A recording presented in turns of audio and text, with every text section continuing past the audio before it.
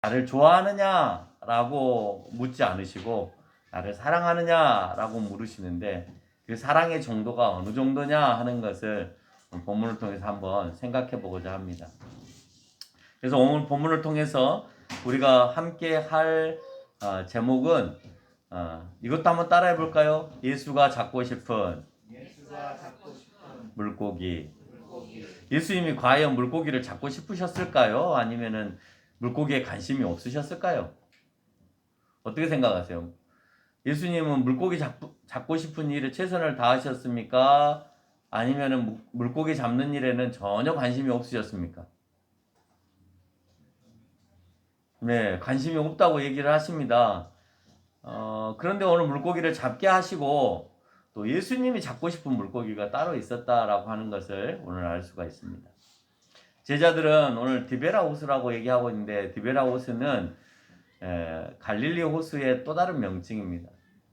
그래서 이 갈릴리 호수에서 오늘 제자들이 무엇을 잡고 있는 모습으로 그려지고 있는 것을 우리가 본문을 통해서 확인해 볼 수가 있죠. 무엇을 잡는다라고 할 때는 본인들이 살기 위해서 생업으로 그 일을 하고 있다라는 것이죠.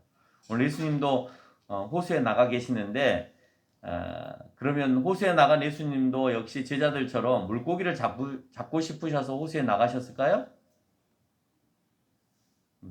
아니에요. 참 재밌는 건 뭐냐면 제자들은 세상에 살면서 물고기를 잡아야만 살 수 있다라고 자기들이 할 수 있는 일이 물고기를 잡는 일이니까 물고기를 잡아야만 살 수 있다고 생각하는데 예수님을 보면 일을 별로 안 하시는 것 같아. 일을 별로 안 하시는데 사는데 전혀 지장이 없으셨던 것 같아.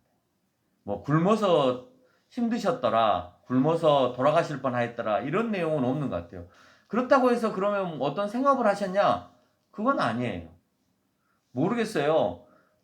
예수님의 사역 3년 3개월을 하시기 전에 30년 동안 목수 생활을 하셨기 때문에 목수 생활을 하면서 돈을 많이 모아 놓으셔서 그걸 썼는지는 모르겠지만 예수님은 어쨌든 생업과는 전혀 상관없이 3년이 넘는 시간 동안 먹고 사는데 전혀 지장 없으시게 그렇게 살아오셨던 것이 사실이다라고 하는 겁니다.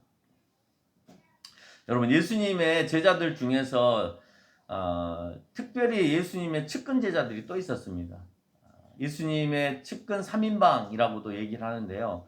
항상 예수님이 특별한 날, 특별한 일을 하실 때에 반드시 등장하는 인물들, 제자들이 있습니다. 그리고 예수님은 그 제자들을 데리고 자주 다니세요. 12명을 다 함께 다니지 않고 이렇게 3명의 제자들을 거느리고 함께 다니시는데 그 제자들의 이름이 베드로, 야고보, 요한이었습니다. 이 제자들은 특별히 더 예수님과 많은 시간을 함께 했던 그런 제자들이고 더 이렇게 비중을 많이 차지하는 제자들이었습니다. 베드로를 제외하고 야고보, 요한은 형제였죠. 그래서 그 형제와 함께 예수님은 늘 사역을 하고 있는 것을 우리가 알 수가 있습니다. 그러면 오늘 가장 우리가 제자다라고 할 때는 베드로가 우리의 인상에 남고 베드로가 예수님의 가장 큰 또는 수제자다 이렇게 우리가 흔히들 표현을 하는데 오늘 본문은 베드로를 더 부각을 시키기보다는 또 다른 이 3명의 제자 가운데 또 다른 제자를 부각을 시키는데 그 제자가 누구겠습니까? 요한. 왜 요한일까요? 왜 요한일까요? 왜 오늘 요한은 요한을 부각시킬까요? 본인이 요한복음을 쓰고 있기 때문에 본인을 부각시킬 수밖에 없는 거예요. 그래서 요한서신을 통하여서 본인이 나는 이런 제자다라고 하는 것을 왠지 이렇게 드러내 보이고 싶은 그런 모습들이 있었던 것 같습니다. 꼭 하지 않았는데 드러냈다기보다는 자기가 했던 부분을 더 부각시키고 있다라고 하는 것을 알 수 있죠. 그 내용들을 살펴보면 이렇습니다. 7절과 21절의 내용을 살펴보면 그가 예수님이 사랑하는 제자였다라는 표현을 하고 있어요. 그러니까 다른 제자들한테는 그걸 붙이지 않는데 나는 특별히 예수님이 사랑했어. 난 그런 제자야. 라고 표현을 하고 있는 거죠.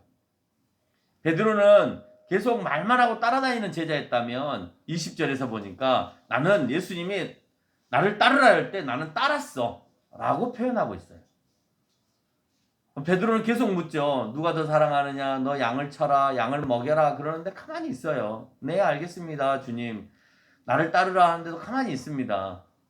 근데 오늘 요한은 예수님을 즉시로 따르고 있는 모습을 20절에서 보여주고 있다는 거예요. 또 요한은 요한 스스로를 또 부각시키고 있는 부분이 있는데 22절과 23절에서 보니까 다른 제자들이 오늘 요한이 하는 행동을 보고 요한은 예수님이 다시 오실 때까지 죽지 않고 예수님이 그렇게 말하는 죽지 않고 산다라고 하는 엘리야와 같이 죽지 않고 하나님의 나라에 이른다라고 하는 에녹가와 같이 그런 인물처럼 아마 생각했던 것 같아요. 그래서 죽지 않고 사는 사람으로 소문이 났습니다. 근데 오늘 예수님은 그렇게 말하는 제자들 향하여서 너희들 그거에 신경 쓰지 마라. 너희들은 그거에 신경 쓰지 말고 나를 따라오는 것에 더 신경을 써라. 라고 표현을 하고 있는 것을 오늘 22절과 23절을 통해서 우리가 볼 수 있다는 겁니다. 그러면서 본인을 또 한 번 부각시킵니다. 24절에서 뭐라고 얘기하냐면 나는 이 일들에 지금까지 요한복음을 싹 기록했던 그 모든 일들의 증언자다 라고 표현하고 나는 이 모든 것을 기록하였다 라고 하면서 자기의 업적을 약간은 드러내 보이고 있는 것을 알 수가 있죠. 왠지 자기 입장에서 자기를 피하라고 있는 그런 모습. 그래서 나는 주님을 위해서 이렇게 살았다 라고 하는 것을 말해주고 있다 라고 하는 겁니다. 오늘 본문은 고기를 잡고 있는 7명의 제자들이 등장을 합니다. 그 가운데에서 예수님께서 뭐라고 얘기하시냐면 이 사건은 부활 후 3번째 나타난 사건이다 라고 14절에서 언급을 하고 있습니다. 그리고 예수님을 따르던 제자들이 고기를 잡는 생업으로 돌아간 내용으로 그 내용을 전개해 가고 있습니다.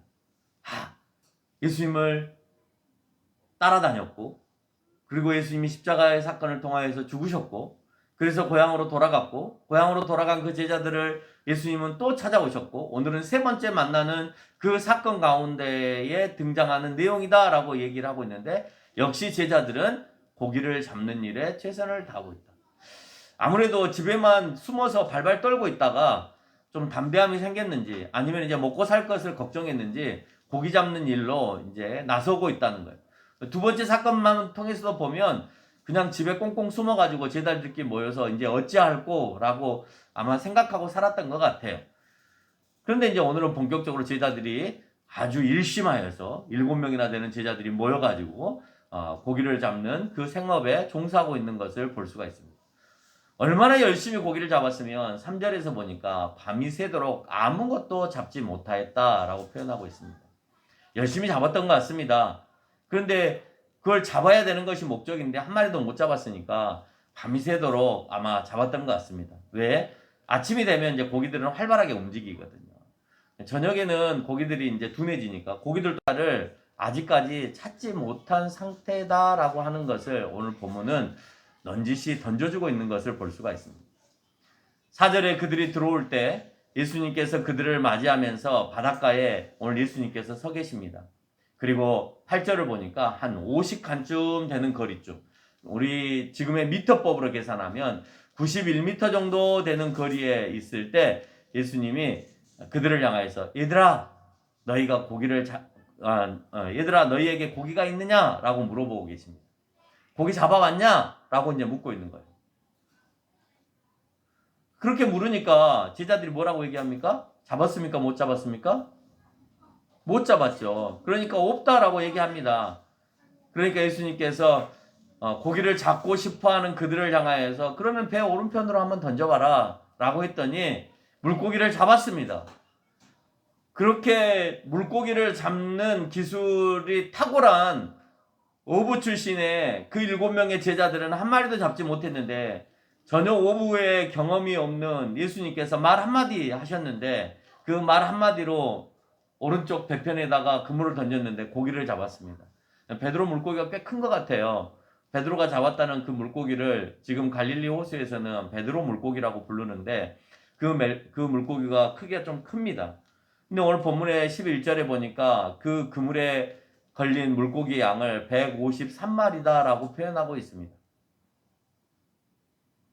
여러분 얼마나 많은 물고기를 잡았는가 하는 것을 우리가 알 수가 있죠. 그래서 오늘 이 본문을 통해서 뭐 사실인가 진짠가는 모르겠습니다만은 모나미 사장이었던 송삼석 회장이 전에 한번 간증을 한 거를 제가 들었는데, 기독교인이라고 해요.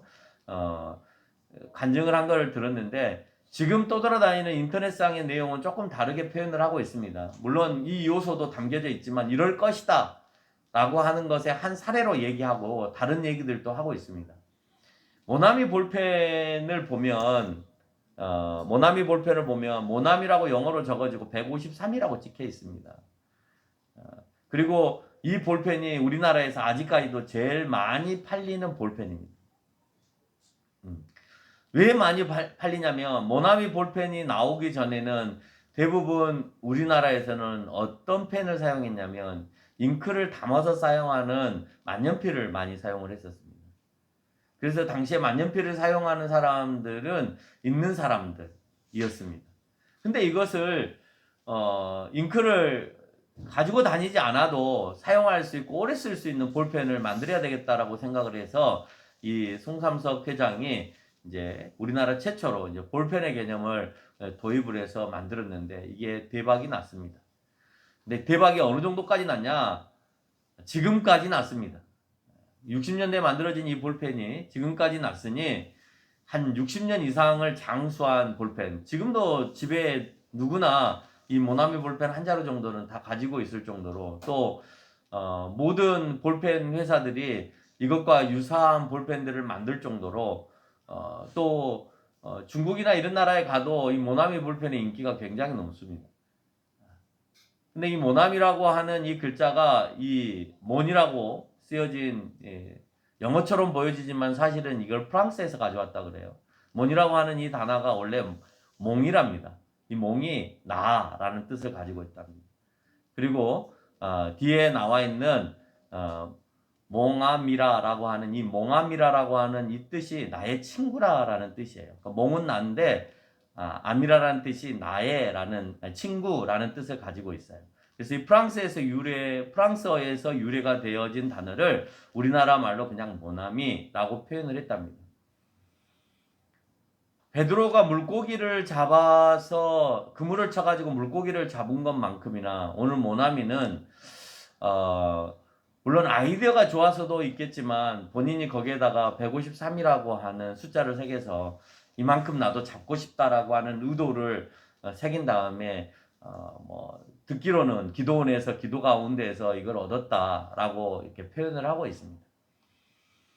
뭔지는 모르겠습니다. 어쨌든 153마리처럼 많이 잡고 싶은 심정이 우리 가운데도 있을 겁니다.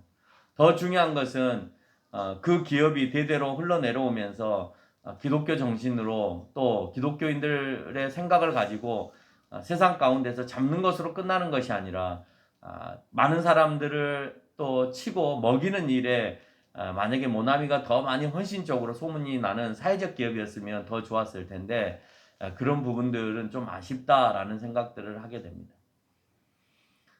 오늘 제자들이 원하는 물고기를 누가 잡게 하셨습니까? 여러분에게 한번 질문을 던져보고 싶습니다. 누가 잡게 하셨습니까? 예수님이 잡게 하셨습니다. 예수님은 어부로서 아무런 경력을 갖고 있지 않습니다. 그럼에도 불구하고 그들을 먹고 살릴 수 있게끔 할 수 있는 능력을 가지고 있습니다. 그렇다면 예수님은 왜 이들에게 이런 이적을 보이시고 아직까지 하나님의 보좌 우편으로 승천하지 못하시면서 제자들에게 계속 나타나고 계실까요? 예수님이 그렇게 제자들에게 이적을 아직까지도 베풀고 계십니다. 근데 이미 올라가셔야 될 그 승천의 길은 올라가지 않고 40일 동안이나 머물러서 제자들을 계속 만나고 있는 겁니다. 이유는 제자들이 원하는 것, 물고기를 잡아서 잘 먹고 잘 사는 것이었다면 오늘 예수님의 그물 안에 들어와야 될 물고기가 있었는데 그것은 아직 잡히지 않은 상태다라고 하는 거예요. 예수님은 어떤 물고기를 잡고 싶으셨을까요? 오늘 베드로가 잡고 싶은 그 물고기를 잡고 싶으신 걸까요? 아니면 40일 동안 잡고 싶은 또 다른 물고기가 있으셨던 걸까요? 어쨌든 예수님도 오늘 밤이 새도록 무언가를 잡고 계시는데 예수님 역시도 무언가를 잡지 못하고 계시는 것 같아요. 그리고 잡지 못하고 돌아오는 제자들을 향하여서 잡게끔 해주는, 그래서 그 잡았을 때 오는 그 기쁨을 만끽하게 해주면서 그들에게 더불어 위로까지 해줍니다. 밤새 내내 피곤하여 고기를 잡고 온 그 제자들을 향하여서 불을 지펴놓고 이미 떡과 생선을 준비하여서 그들을 먹이게 하시고 계시다라고 하는 겁니다. 그리고 그들에게 위로를 줍니다. 왜? 제가 봤을 때는 이게 먹이로 보여요. 이게 떡밥으로 보여요. 이게 예수님이 지금 뿌리는 지렁이로 보여요. 그래서 오늘 예수님께서 베푸시는 이들 가운데 평안이라고 하는 미끼를 잘 물어서 평안으로 인도하는, 그냥 그물 안에 잡혀서 너희가 죽어야 되는 물고기의 개념이 아니라 오늘 예수님께서 이 물고기를 통하여 던져주는 이 평안을 통하여서 그들이 이 평안 안으로 모여들 수 있는 그런 물고기가 되기를 오늘 예수님께서는 바라고 계시다라는 생각을 해봅니다. 물고기를 잡게 하신 주님의 능력과 피곤하고 수고함 가운데 그 가운데 위로를 오늘 예수님께서는 제자들에게 허락하시면서 진짜 잡고 싶은 그 물고기들을 향하여 오늘 예수님께서 그들에게 평안이라고 하는 미끼를 던지고 있다라는 생각을 해보게 됩니다. 그리고 15절에 베드로에게 물습니다. 이 사람들보다 나를 더 사랑하느냐라고. 고기를 잡는 이 동업자들보다 나를 쫓으라고 하는 내 자신 예수 그리스도를 너희가 더 사랑하느냐라는 거예요. 오늘 여기에서 그 질문을 받았던 베드로의 대답은 다 아시잖아요, 그런 뜻을 가지고 있어요. 그리 하나이다 라는 표현을 합니다. 예수님을 더 사랑하시는 걸 당신이 모릅니까? 라고 묻는 거예요.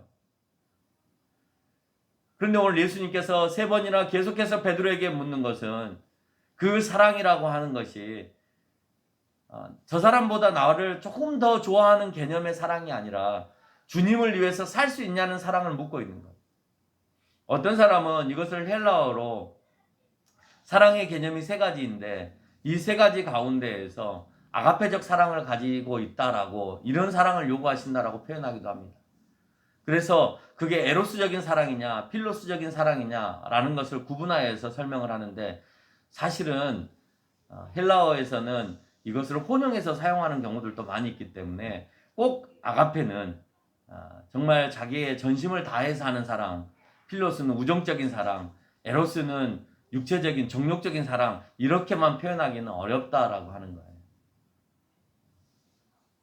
오늘 예수님이 묻고 싶은 것은 에로스냐 필로스냐 아가페냐의 문제가 아니라 주님을 위해서 살아갈 수 있는 그 사랑을 갖고 있느냐라고 하는 것을 묻고 있는 겁니다. 좋아하느냐는 개념, 저 사람보다 나를 조금 더 좋아하느냐라고 하는 그런 개념이 아니라 정말 나를 위해서 살아줄 수 있느냐라고 하는 사랑의 개념으로 묻고 있다라고 하는 겁니다. 내가 주님을 사랑하는 것, 그것을 오늘 베드로는 더 아시지 않습니까? 라고 묻습니다. 근데 아무리 봐도 예수님께서는 네가 말하는 상대적인 사랑의 개념이 아니라 나를 위해서 온전한 사랑의 개념으로 나에게 말을 해야 되는데 아직까지도 너에게는 온전한 사랑의 개념이 없다라고 하는 거예요. 그러면서 예수님께서 그래? 네가 그러면 나를 그렇게 사랑하냐? 그러면 네 양을 먹여라 라고 얘기합니다. 사랑한다면, 오늘 여러분이 예수님을 사랑한다면 여러분에게 맡겨진 양을 먹여야 될 의무가 있다라고 하는 거예요. 그거는 누구를 막론하고 합니다. 목사만 해야 될 일이고 교사들만 해야 될 일이고 집사만 해야 될 일이고 장로만 해야 될 일이 아니라 예수 그리스도를 믿는 모든 사람이라면, 예수 그리스도를 사랑하는 모든 사람이라면 여러분에게 맡겨진 그 양을 먹여야 될 의무와 책임이 있다라고 하는 거예요. 이것을 예수님께서는 15절, 16절, 17절에서 3번이나 반복하고 계시다라고 하는 겁니다. 예수님께서 제자들에게 물고기를 맡기신 게 아니라 먹이고 쳐야 될 양을 맡기셨다라고 하는 거예요. 그 양을 먹기 위해서는 물고기를 찾아 나서는 것이 아니라 양을 찾아 나서야 하는 것이었죠. 우리 모두에게는 우리에게 맡겨진 부름받은 양이 있습니다. 우리는 그 양을 먹이고 쳐야 될 사명을 맡고 있는 겁니다. 예수님은 오늘 베드로에게 물고기를 함께 잡아서 생사고락을 함께하는 동료들을 사랑하느냐 나를 사랑하느냐를 물으시면서 오늘 물고기를 잡는 일을 사랑하는 것, 그것이 아닌 내 증인의 삶을 사랑하는 그 사랑의 마음이 있어야 됨을 오늘 얘기하고 있어요. 예수님이 우리에게 행하신 사랑, 그것은 자기의 것을 내어주고 진리를 가르쳐주는 거였습니다. 그리고 진리를 가르쳐주는 것으로 끝나는 것이 아니라 생명으로 인도하는 거였습니다. 우리가 해야 되는 것은 복음만 전하는 것으로 끝나는 것이 아니라 그들이 예수 그리스도를 확고하게 믿고 사랑하고 그래서 그 입술 속에서 예수님을 증거할 수 있는 사람으로까지 연결하는 것이 우리가 그 사람을 치는 거예요. 그 사람을 이끌어내는 겁니다. 여러분 그냥 복음만 전하고 교회 다니세요 정도만 갖고는 안 돼요. 오늘 베드로가 예수님을 몰랐습니까? 여러분은 생업을 다 포기하고 정말 저 사람이 내 스승이다 라고 생각하면 이렇게 오랜 시간 동안 자기 가족들도 다 버리고 쫓아다닐 수 있는 사람이 있어요? 그러면서 감히 우리는 베드로는 진정으로 예수님을 사랑하지 않았다라고 말하는데 다시 역으로 우리에게 화살을 돌려서 그러면 우리는 예수님을 얼마나 사랑하고 있을까요? 생업을 포기하고 따라다녔던 베드로보다도 못한 우리가 감히 베드로에게 정말 베드로는 요한보다도 사랑을 덜한 것 같아 라고 말하기에는 너무 어려운 것 같아요. 오늘 예수님께서 제자들뿐만 아니라 우리에게 분부하시는 말씀은 여러분 보고 생업을 포기하라 이 소리는 아니에요. 거기에 주안점을 맞추고 있는 것이 아니라 예수님을 위해서 너희가 복음을 증거하고 정말 아낌없이 다 줄 수 있느냐, 어떤 상황이든 어떤 모습이든지 할 수 있느냐를 묻고 있는 겁니다. 지금까지 목회자들의 삶이 그런 삶의 희생적인 삶이 없었으면 한국교회는 없을 거예요. 그러나 그 삶들이 시간이 지나면서 교회가 부유해지고 목회자들이 넉넉해짐으로 인하여서 때로는 왜곡되고 변질된 삶을 살았기 때문에 한국교회가 문제가 되는 것이지 과거에 오늘 베드로와 같은 삶을 살아갔던 목회자의 모습들이 없었다면 한국교회는 없는 겁니다. 지금 한국교회가 욕을 얻어먹고 있고 한국교회가 잘못됐다고 얘기하는 것 중에 하나가 뭐냐면 오늘 예수님께서 분부하신 이런 사람들이 오늘 한국교회 가운데 많이 존재하지 않기 때문에 그래요. 목회를 생업으로 생각하고 목회를 돈으로 생각하고 목회가 자기의 잘됨으로 생각하고 어떤 성과로 생각하고 내가 잘났기 때문에 큰 교회를 맡는 것으로만 생각한다면 그러면 그건 진정한 제자의 모습이 아니다라고 하는 것이죠. 많은 목회자들이 그렇게 간다 하더라도 누군가는 그렇게 가지 않기 때문에 아직까지도 한국교회 부분적으로는 살아있는 교회가 될 수 있는 것입니다.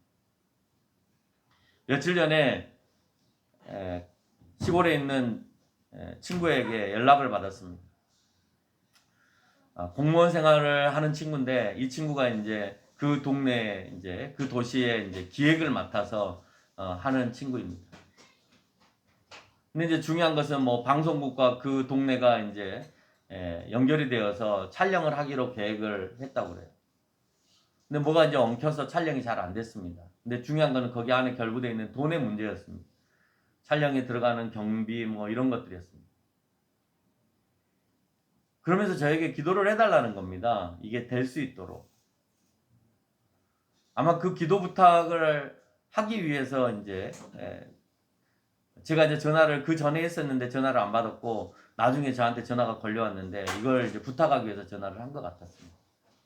그러면서 생각하기를 어떤 생각을 이제 그 친구가 했냐면 이게 안 되는 일인데 정말 되었을 때는 당신도 기도하고 나도 기도해서 그 기도한 결과 하나님께서 들어주신 것으로 알고 당신도 예수님을 믿었으면 좋겠다라는 얘기를 하더라고요.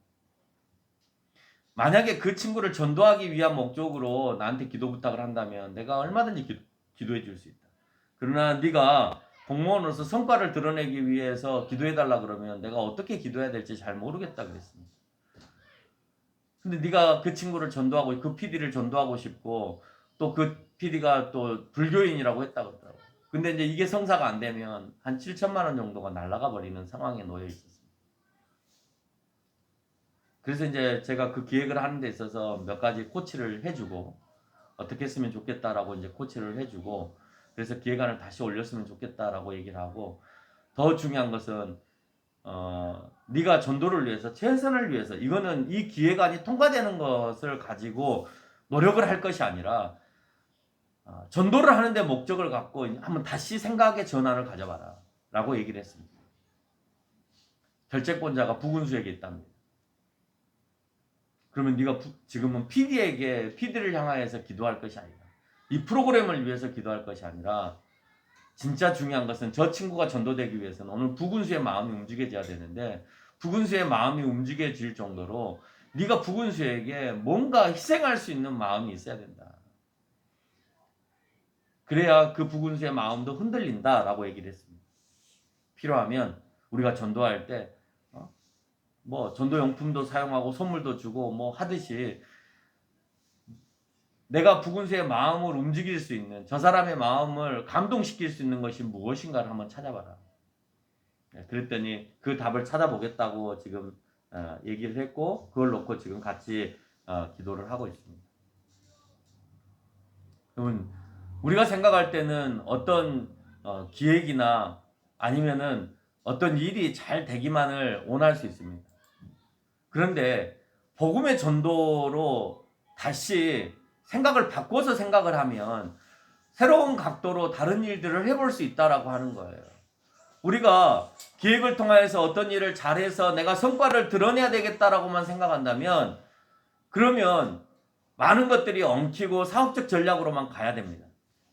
그런데 내가 죽어도 저 사람을 전도해야 되겠다라고 하는 생각을 하게 되면 하나님께서 그 사람에게 전도할 수 있는 능력도 허락하시지만 그 일이 성사가 돼야 전도도 연결이 되어지는 거니까 부수적으로 더 많은 것들을 얻어낼 수가 있는 거예요.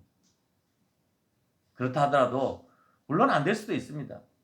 안 될 수도 있지만 그 사람에게는 이미 내가 그렇게 복음을 전하는 것에 최선을 다했다는 것만으로도 평안을 전화를 받기 전과 전화를 받고 난 이후의 평안을 갖는 것을 제가 확인할 수 있었습니다.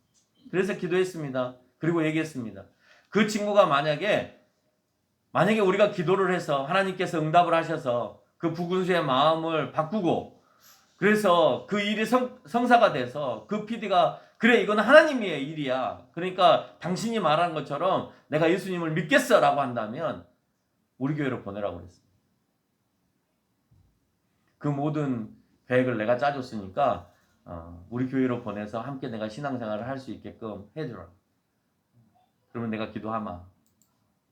그랬더니 일단 그 일이 성사가 되어지고 그 PD가 교회를 나가게 된다 하면 우리 교회를 이제 소개한다라고 얘기를 했습니다. 전도를 하는 것이 꼭 누구를 만나서 어떻게 하는 것만은 아닌 것 같아요. 정말 다양한 방법으로 얼마든지 우리는 전도를 할 수 있고 또 정말 놀라운 일들이 꼭 앞에서 안수를 하고 막 고함을 치고 기도를 한다고 해서만 그게 막 신비적인 일들이 이루어지는 것이 아니라 얼마든지 영적인 관계 속에서 서로의 유기적인 그런 영적 관계에서 그 답들을 우리가 찾아갈 수 있다라고 하는 것을 우리가 생각해 봅니다. 아마 기대가 됩니다. 어떤 결과가 나와서 정말 하나님께서 정말 그 일을 맡겨주셔서 그 사람이 어떻게 예수 그리스도를 믿게 되는지 그 과정들.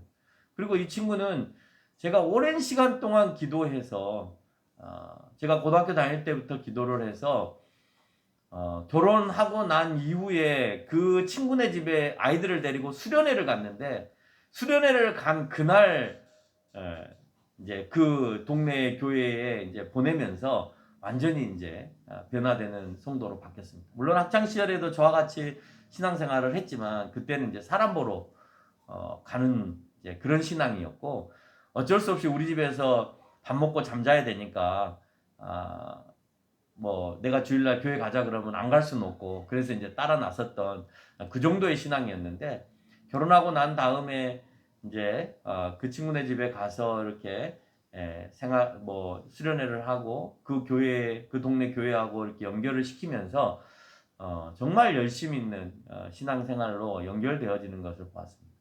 그러니까 사람의 일은 참 모르는 것 같아요. 정말 10년이 넘도록 그 친구를 위해서 기도하고 전도되어지기를 간절히 사모하고 전화를 할 때마다 교회 나가기를 원하고 그래서 지금도 틈틈이 우리 교회를 생각해서 간혹 후원도 해주고 고맙다고 이렇게 메시지도 보내고 이렇게 하는 것을 볼 수가 있습니다. 동료들을 통해서 물고기를 잡은 게 아니고 예수님을 통해서 잡게 되었다는 걸 알 수가 있죠. 먹고 사는 일로 동료를 더 사랑해야 하지만 그래야 같이 물고기를 잡을 거 아닙니까? 그 친구들을 사랑해줘야. 오늘 예수님께서 묻고 싶은 것은 그 사람들로 더불어서 노동은 같이 할지 모르겠지만 너를 누가 먹이느냐 하는 것을 다시 한번 생각하게 한다는 거예요. 우리가 일을 하고 근무를 내리고 직장을 다니고 봉급을 받으니까 내가 열심히 잘해서 그래서 내가 얻어지는 것처럼 보여집니다. 베드로는 아무리 열심히 했지만 수입이 없었습니다. 여러분 세상에서 억울하고 자살하고 힘들어하는 사람들 그래서 우울증에 걸리고 아니면 조울증에 걸리고 아니면은 이상한 환각 증세를 일으키는 그런 사람들이 본인들이 열심히 안 살아서 그렇습니까? 열심히 살려고 해도 열심히 살 수 있는 터를 마련해 주지 않고 열심히 살아도 그 대가가 충분하지 않으니까 세상에 대해서 후회하고 비판하고 비관적으로 생각하는 그런 모습들이 드러나고 있다라고 하는 겁니다. 예수님은 그들을 향하여서 그래 고기 잘 잡았다. 이제는 이런 방식대로 고기를 잡아라. 그렇게 얘기하지 않습니다. 오늘 예수님은 그래 잘 잡았냐? 오늘 네가 열심히 수고한 것에 대한 내가 네에게 대가는 주고 싶지만 그게 전부가 아니다라고 얘기하고 있습니다. 이제는 너에게 맡겨진 양을 19절에서 보니까 먹이라 또는 치라 아니면 나를 따르라 라고 말씀을 하고 있습니다. 베드로가 즉시 따랐으면 얼마나 좋았겠습니까? 근데 따르지 않습니다. 누가 따르냐? 이 글을 쓴 요한이 20절에서 따랐다라고 되어 있습니다. 그랬더니 많은 사람들이 그러면 이 사람은 이제 죽지 않고 예수님이 오시는 그때까지 살 수 있습니까? 라고 묻습니다. 왜 거기에 더 관심을 갖고 있는지 모르겠습니다.